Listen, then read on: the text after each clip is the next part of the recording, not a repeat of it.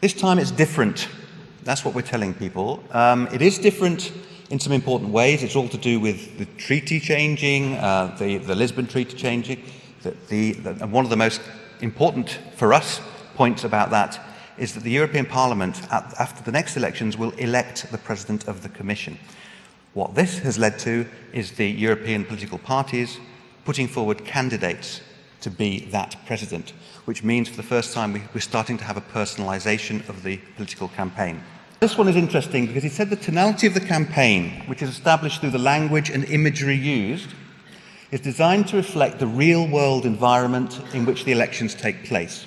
One characterised by economic crisis, hardship for many, and a widespread sense of anger and frustration among citizens as to the course of political events. The last thing citizens want to see at present are saccharine optimism, bubblegum colours, and anodyne slogans. I'm delighted the word bubblegum got into a note to the Bureau by the Secretary-General.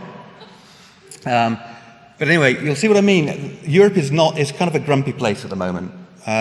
It's been a hard time, and people are fed up with politicians, and they are particularly fed up with Europe because of all the things that have happened. Europe has been much more present in people's lives, generally in a way that has not endeared it to them greatly.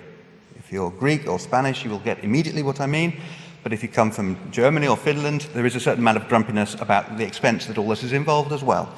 So it's different for this reason too. We're not in that mindset, internally at least, of saying, we're all happy Europeans together, let's all vote because we love Europe. It's not the way it's working right now. We're actually starting election communication campaigns without mentioning elections. It's about the Parliament being a different place. Obviously, that is quite an elusive film. It's not a catalogue of political issues. It's not telling people to go and vote, just yet. But it's more about, we kind of get it. We know this is a Parliament grounded in people's lives, in reality, and not in some sort of fiction that we've invented for ourselves about happy Europeans, as I said. This is going to be a really interesting difference this time. It's going to be more about who's in charge. So that's the kind of campaign we want, and at a certain point our job will be, as I said before, with communication generally, to step back and let the politicians do the talking. Those are the people who really need to be talking to citizens, not really us.